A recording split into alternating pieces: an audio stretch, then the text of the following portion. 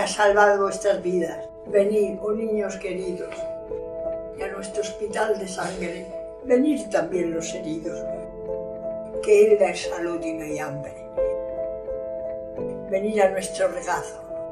En Él hay vida y amor, una madre que acaricia, calma y cura el dolor que produce la injusticia.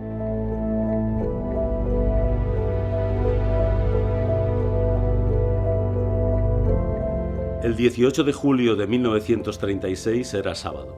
La mayoría de los eldenses tenían ese día dos preocupaciones contradictorias: que acabase pronto una de las cíclicas huelgas zapateras y cómo organizarse para marchar al campo o a la playa en los próximos días de San Jaime y Santa Ana, las escasas vacaciones que entonces podían disfrutarse. La ciudad crecía con la misma rapidez que un hongo, con la llegada de miles de inmigrantes de pueblos vecinos, atraídos por el auge industrial de una población optimista y vital, que era calificada con ironía y envidia como Elda, París y Londres, y que no dudaba en bautizar sus nuevos barrios como la prosperidad, el progreso o la fraternidad.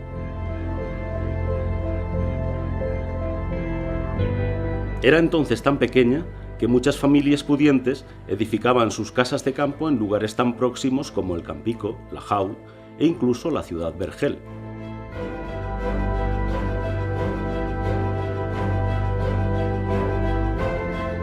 Igual que en tantos pueblos, nadie esperaba en Elda una tragedia como la que iba a comenzar. El 17 y 18 de julio de 1936, el ejército de África y parte del ejército de la península se sublevaron contra la República. En un primer momento, la población civil pensó que se trataría de una simple asonada parecida a otras anteriores y que el gobierno conseguiría sofocar la revuelta. Sin embargo, fue el comienzo de un periodo donde dominaron los más bajos instintos: el odio, la venganza, la destrucción irracional, las privaciones, el hambre, los crímenes impunes. La situación no acabó con aquel último parte de guerra firmado por una autoridad ilegítima el 1 de abril de 1939, sino que continuó, y más acentuada, durante varios años después de la contienda. Elda no fue una excepción. Y pese a todo, en aquellos tiempos difíciles hubo gente, mucha gente, que supo mostrar la mejor faceta del ser humano: la solidaridad ante quien llega reclamando auxilio. Elda fue durante la Guerra Civil una ciudad de acogida, capaz de hacer un esfuerzo sobrehumano cuando nada sobraba, para recibir a quienes acudieron a refugiarse en ella, huyendo de los lugares próximos a los campos de batalla. Alejada del frente, sin sufrir un solo bombardeo, Elda, situada en el centro de un valle interior que puede ver el mar desde sus montes, modificó su vida cotidiana y el uso de muchos de sus mejores edificios para acoger escolares, refugiados, heridos, fábricas y hasta instituciones gubernamentales.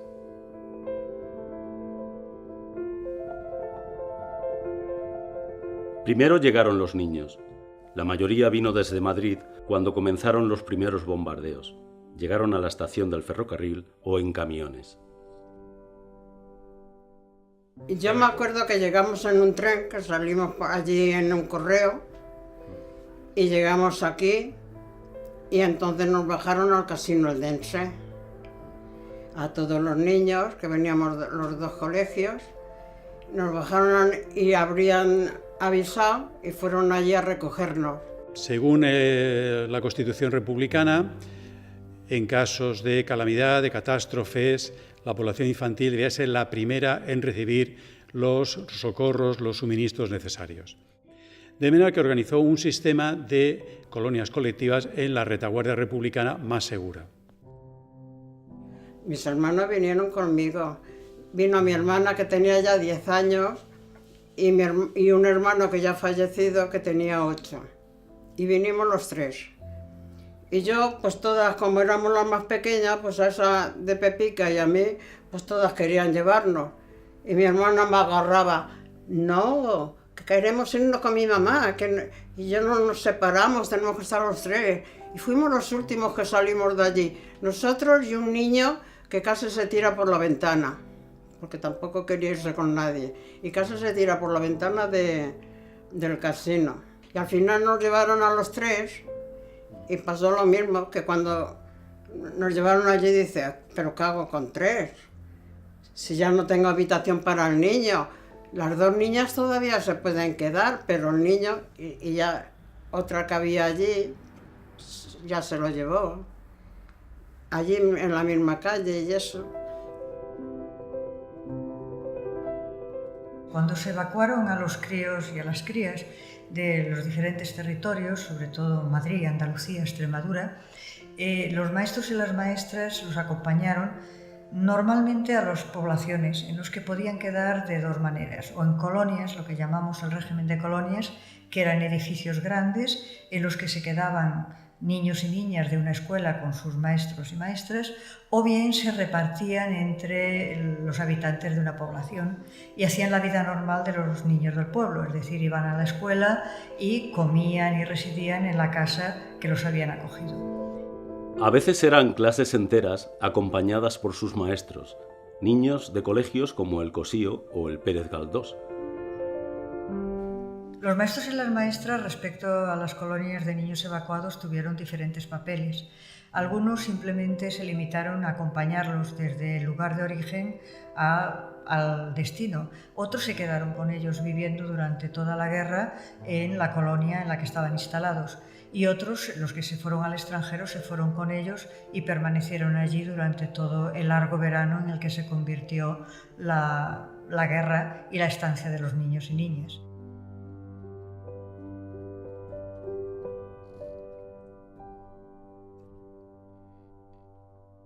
Vinieron los profesores con nosotros y pusieron ellos el colegio, una clase. No eran clases así de pequeños y mayores, pero nos daban ellos el colegio, sí. Se instalaron en familias de todo tipo y condición, casi sin distinciones ideológicas. Los escolares llegaban hasta la calle Nueva, donde las instituciones encargadas de organizar la asistencia solicitaban a la población que los acogiesen en familia y que se responsabilizasen de su cuidado, de enviarlos a la escuela y de su manutención, como si de un hijo más se tratase. Para algunos, como el hijo que nunca pudieron tener. Hay una casa maravillosa, yo me quedé encantada y me querían muchísimo. Y como era pequeña, pues estaba yo encantada, por eso no me fui. Bueno, sí que me he ido muchas veces con mis padres que venían a por mí y eso. Pero luego quería venirme, me venía. Y me querían muchísimo. Y me gustaba. Los niños y niñas que estaban en los pueblos vivían como si fuesen un hijo más de aquellos que los habían acogido. También hay que decir que hubo algún caso de explotación, es decir, de gente que se aprovechó de tener los niños pues, para trabajos de campo, para trabajos de casa, pero en general los trataron como si fuesen un niño más, lo cual no quiere decir que los niños propios no tuvieran también que desempeñar algunas tareas que hoy consideraríamos impropias de los críos. Pero diríamos que fue como un hijo más. Las anécdotas, hoy casi olvidadas, se recordaron con discreción durante mucho tiempo en el seno de las familias que tan generosamente se habían ofrecido voluntarias. Casos como el de aquel marido que ante los reproches de su mujer por no haber traído a ningún niño en acogida le respondió: si es que no había bastantes, éramos mucha gente allí. Compartieron la comida cada vez más escasa, el afecto, lo poco que iba quedando, como esa pieza de tela que acabó sirviendo para coser 2 vestidos, uno para la niña de la casa y otro para la refugiada. Hasta hace poco, casi nadie sabía que hubo una colonia escolar en Elda, la número 10 del Ministerio de Instrucción Pública. Estuvo instalada en Villapaca, en el barrio de la estación de Monóvar, y a ella llegó un pequeño grupo de alumnos casi adolescentes y sus profesores. En Elda, casi saliendo ya al término municipal, casi entrando en Monóvar, en el barrio de la estación, en Villapaca, se estableció una de estas colonias colectivas. 49 niños y niñas, predominantemente niños, solamente eran 9 niñas, de 4 a 14 años, vivían con sus maestros y recibían pues, seguridad, techo, la alimentación sana, abundante, y vestido y una serie de actividades para formarlos como niños y niñas de una formación integral para futuros ciudadanos libres en una república que hubiera superado el golpe de Estado. Querida madre, desearé que al recibo de estas cortas letras te encuentres bien. Yo bien. El viernes salimos de Valencia. Dime si estáis todos bien. Esto es muy bonito y se está muy bien. Estamos al lado de la estación y a 2 kilómetros del pueblo. Sin más que decirte, muchos besos y abrazos de tus hijos, Domingo Miguel y Maruja Miguel. Sobre todo fue una manera de expresar la solidaridad que hoy todavía no hemos reconocido a las poblaciones que tuvieron con los niños y con las niñas una actuación absolutamente ejemplar. Ellos pagaban la comida, lo que sería la habitación, el vestido, porque había que vestirlos. Algunos dibujos que realizaron los niños de la colonia escolar de Elda se conservan hoy en la Universidad de California en San Diego y narran la experiencia de una guerra cruel, la violencia, los ataques aéreos, el mercado negro, pero también la esperanza de la paz, la amistad, incluso la utopía de pedir la luna con una imagen de la propia tierra. Practicaban el dibujo para ellos era una terapia, descargaban las emociones, el trauma psicológico de los bombardeos. En estos dibujos siempre aparecen aviones bombardeando poblaciones, las colas para obtener los escasos, cada vez más escasos alimentos, el desgarro de las familias separadas, el exilio, la evacuación. Soñaban también cómo iba a ser después la vida en paz.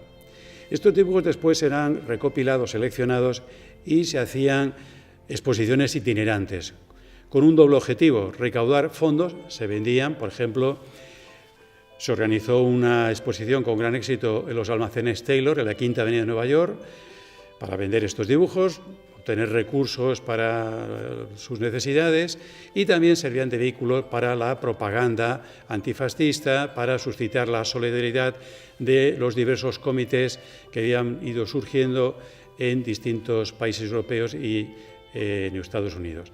El esfuerzo solidario fue formidable. Pensemos que solamente en la provincia de Alicante se establecieron 67 colonias colectivas de este tipo. Pronto comenzaron a llegar los heridos. Elda era en aquellos tiempos una ciudad bien comunicada. La carretera de Madrid a Alicante la atravesaba de parte a parte y el ferrocarril también podía transportar a los soldados con facilidad. Además, la ciudad sanitariamente estaba entonces mejor equipada que muchas otras. Contaba con hospital municipal, una moderna gota de leche para remediar los problemas de desnutrición infantil, el hospital psiquiátrico provincial y muchos médicos y sanitarios particulares. A raíz de los bombardeos que hubo aéreos sobre Alicante, con el mercado central y en Alcoy, ya se lo toman muy en serio y deciden dos cosas: vamos a organizar la sanidad y vamos a hacer refugios antiaéreos. Entonces la organización fue sencilla, es decir, vamos a hacer enfermos graves y enfermos leves, tanto si hay enfermos de guerra, de tiros, como si hay un bombardeo. Entonces la relación de lugares para que cuidaban a enfermos graves la relación sería Casino Eldense, Chalet de Porta, Fábrica de Olvera al lado y Cruz Roja, porque tenían los medios tenían material quirúrgico, tenían quirófano. Y luego en otro sitio, en otro lugar, creado los sitios donde tenían que ir los enfermos leves, civiles o militares, que era el hospital, que era el chalet de Puigcerver y precisamente lo que estábamos diciendo del piso de arriba de la Casa del Pueblo. Se acondicionaron algunos de los mejores edificios para atender a los enfermos, especialmente el Casino Eldense, transformado en Hospital Militar número 4, y varios hospitales de sangre, entre los que destacaba el ubicado en el bello Chalet de Porta, requisado para estos usos, donde los más ancianos recuerdan que algunos heridos hablaban en otras lenguas. Es más que probable que se tratase de soldados de las brigadas internacionales. ¿Qué tenemos con el Casino Eldense? Que está muy bien comunicado. Tenemos una puerta que da precisamente a la carretera que venía de Madrid a Alicante, es decir, muy accesible a cualquier fuerza militar. Y otra puerta, que es la que da a la calle Nueva, que tenía dos cosas importantes. Aparte de la Casa de Rosas, que lo comentaréis, tenía correos y telégrafos y tenía el ayuntamiento. Por otro lado, un amplio jardín muy soleado que servía para los enfermos o los heridos que se podían rehabilitar convenientemente y 3 plantas, el sótano, la planta donde estamos, que eran los bajos, habitaciones, y la parte de arriba. Tenía una dotación completa, donde más enfermos hay, donde más correspondencia queda de la poca que queda, sale de la clínica o llega a la clínica militar número 4. Era la mayor de todas. El Socorro Rojo Internacional, la Cruz Roja Local, la Solidaridad Internacional Antifascista, todos ellos compuestos casi exclusivamente por voluntarios eldenses, mujeres en su mayoría, se encargaron de organizar la asistencia de la mejor forma posible. Hay que destacar, aparte de los sindicatos CNT, UGT, los partidos y organizaciones afines al Frente Popular, hay que destacar organizaciones no gubernamentales que en España sostuvieron estas colonias, sostuvieron hospitales de guerra, entre ellos muy importante el establecido en el Casino de Elda. Me estoy refiriendo al Socorro Rojo Internacional y a los cuáqueros norteamericanos y canadienses que proporcionaron alimentos y vestidos a la población infantil refugiada.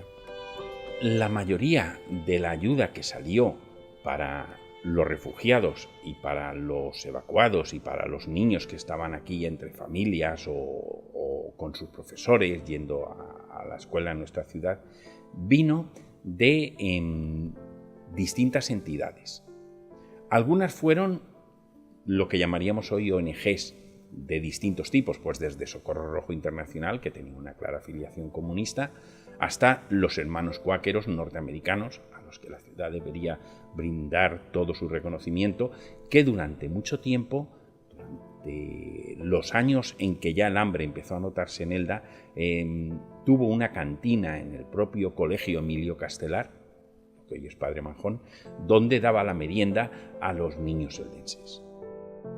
Poco a poco fueron arribando centenares de refugiados, mayoritariamente mujeres con hijos y gente mayor, casi siempre madrileños, pero también de muchos otros lugares como Málaga, de donde llegaron aterrorizados contando los ametrallamientos masivos vividos en su vida. Fueron más de 2.500 personas, según documentos municipales, a los que había que alojar y alimentar en un tiempo en que ya era difícil sobrevivir en una ciudad donde la agricultura se había reducido casi a la mínima expresión hacía 2 décadas. En una ciudad pequeña como era la Elda de entonces, que no llegaba ni a 20.000 habitantes, eran en algunos momentos puede ser que llegaran más de 2.500 refugiados. 2.500 personas que mantener en las condiciones cada vez más dificultosas en que se iba desarrollando la guerra fue difícil. El ayuntamiento buscó donde pudo recursos y la mayoría de estos recursos, lógicamente, tuvieron que venir de las principales entidades económicas de la ciudad en aquel momento. Industrias de la piel socializadas, que agrupaba a las grandes fábricas, la SICEP, el Sindicato de la Industria de Calzado del Dapetrer, que agrupaba a otra serie de fábricas y a un sistema de venta verdaderamente novedoso y original, y finalmente a la COIX, la Cooperativa Obrera de la Industria de Calzado y similares, que fusionó ambas. Unos pocos refugiados se alojaron entre las familias, pero la mayoría se instalaron, hacinados en ocasiones, en algunas de las mejores viviendas locales, pertenecientes a empresarios huidos al comienzo de la guerra y en las casas de campo cercanas. Trabajar en el calzado requería un prolongado periodo de aprendizaje, por lo que poca gente pudo emplearse en las fábricas.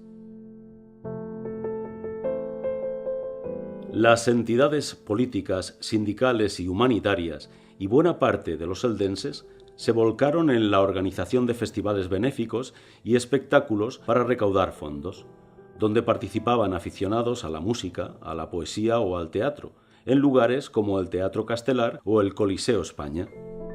Durante la Guerra Civil y prácticamente a lo largo de todo el tiempo, el Teatro Castelar y el Coliseo España, que estaba muy cerca del Castelar, fueron los dos centros de la vida amable de la ciudad. Aquí, sobre todo, se hacía cine prácticamente todos los días y mucha gente que no tenía trabajo, que no tenía ocupación, los refugiados, los heridos, la gente en los días que no trabajaba, que cada vez fueron más, venía a ver sobre todo cine. De cuando en cuando había algunas compañías que también recalaban por Elda, teniendo en cuenta en qué situación estaba el país, vinieron incluso más que en tiempos de paz. Pero, sobre todo, el Teatro Castelar y el Teatro Coliseo fueron los centros de muchos festivales benéficos organizados por distintas entidades, como Socorro Rojo, como supongo que también el propio ayuntamiento, muchachas antifascistas, mujeres libres, todos intentaron hacer algún tipo de actos donde recoger dinero para el frente, pero sobre todo para los refugiados, las necesidades de ubicar a los evacuados, para ayudar a esas colonias, a esos niños que venían con su profesor, a esas casas que los tenían. Y en estos festivales participó gente de Elda que sabía hacer algo de todo tipo y de toda condición, es decir, incluso de todas las ideologías, porque ahí, a la hora de los festivales benéficos, igual que a la hora de acoger a los niños, no hubo distinciones. Entonces, aquí se hicieron actuaciones de la coral, obras de teatro, recitales de poesía, algunos actos políticos también, y entre aquellos actos políticos, sin ninguna duda, fue excepcional, por lo que tuvo de agradecimiento de una ciudad a gente que venía a dar su vida por nuestro país, la despedida de las brigadas internacionales.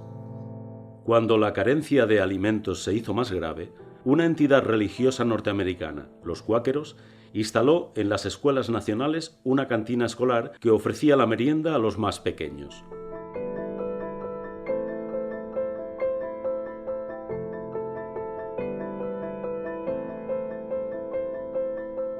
Elda transformó su economía y la puso al servicio de la causa bélica. Las fábricas de calzado crearon unas estructuras organizativas colectivizadoras y poco a poco se dedicaron a fabricar calzado militar. Elda concentró industria militar durante la Guerra Civil porque en realidad ya era una ciudad industrial a lo largo de los años 30. Esta concentración de industria militar tiene que ver sobre todo con esa vocación de la población dirigida hacia la industria en primer lugar. En segundo lugar, el ferrocarril permitía que las comunicaciones y el transporte de mercancías, sobre todo con la costa por un lado y con el interior por otro, facilitara el contacto con Madrid y con Alicante.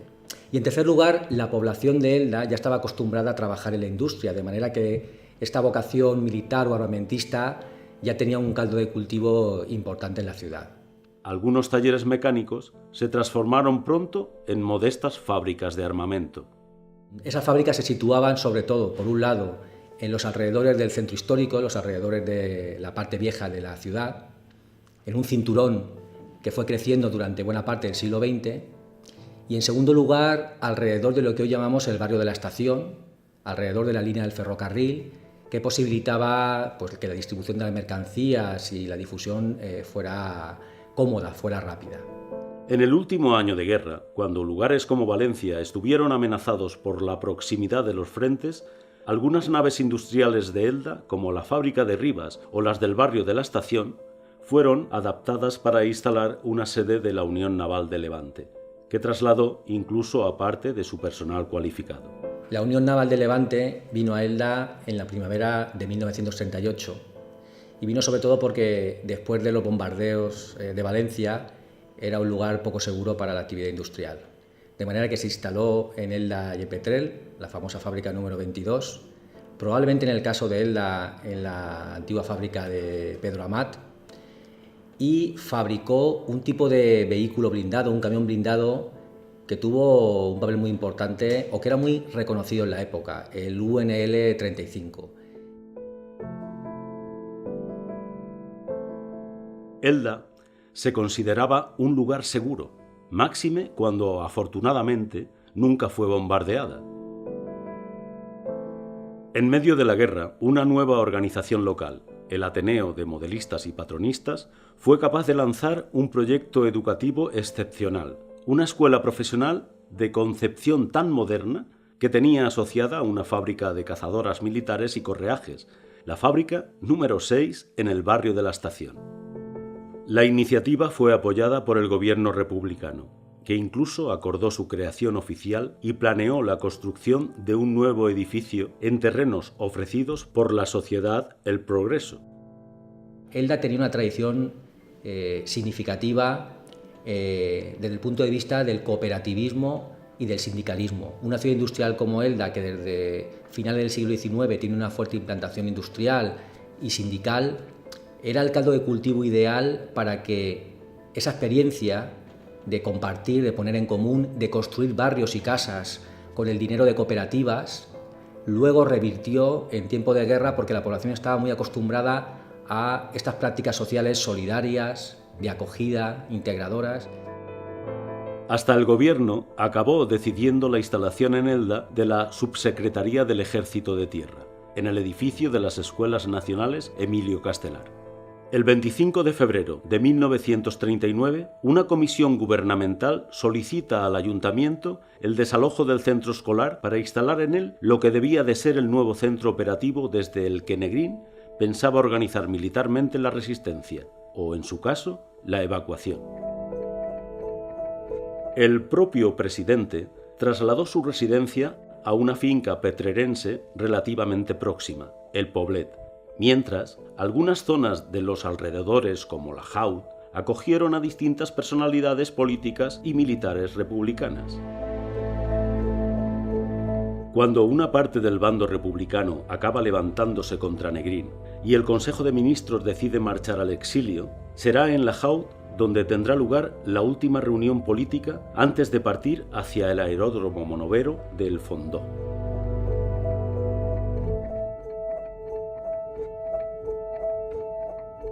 ¿Qué recuerdo queda de aquella generosa labor de acogida? De aquellos sacrificios en medio de tanto dolor. Prácticamente nada. La memoria desapareció bajo un muro de silencio y miedo. Tras la marcha obligada de los refugiados al final de la guerra, comenzó el tiempo del olvido por decreto, en el que se perdió todo contacto con las personas que hallaron cobijo entre los eldenses. De todo aquello, de todo este patrimonio industrial, de todos los lugares de la guerra, los lugares de la acogida, de todos los espacios que formaban parte del paisaje de la guerra, pues queda poco. Pero lo que queda, yo creo que es importante subrayar que forma parte de nuestro patrimonio material e inmaterial. El reto no es solamente recuperarlo para el disfrute público, sino que de nuevo seamos capaces de que no perdamos la memoria de esta experiencia. Hoy, tan lejos ya de aquellas décadas crueles, algunas iniciativas personales o educativas, como la Llave de Elda, tratan de recuperar e interpretar el patrimonio local y el protagonismo eldense en aquellos momentos. La Llave de Elda es un proyecto educativo que pretende dar a conocer a los alumnos de secundaria la historia local y el patrimonio histórico, ¿no? Se trata un poco de sacar al alumno del aula y hacer un trabajo de campo y conocer una realidad que para ellos es muy cercana, que es la historia de nuestra ciudad. Elda no ha estado al margen del devenir histórico y un ejemplo de ello es la Guerra Civil. Aunque para ellos sea lejano, es algo que les llama bastante la atención. Les llama la atención cómo es posible que en nuestro país haya habido una guerra y cómo es posible que se haya hecho una represión como la que se hizo entre personas de la misma familia, simplemente por pensar de manera diferente. Y por lo tanto es algo que a ellos les llama la atención y que se debe de trabajar. Y sobre todo para recuperar esa parte negativa, negra de la historia de España. Si no se recupera y si no se hace un análisis crítico del pasado, estamos condenados a estar repitiendo los mismos errores.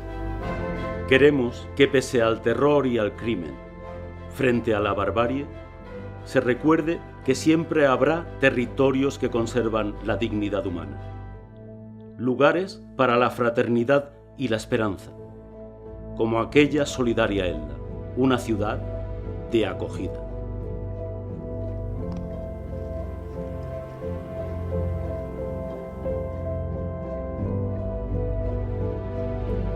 A Elda, a salvar vuestras vidas, venid mis niños queridos, y a nuestro hospital de sangre, venid también los heridos, que Elda es salud y no hay hambre. Venid a nuestro regazo, en él hay vida y amor, una madre que acaricia, calma y cura el dolor que produce la injusticia.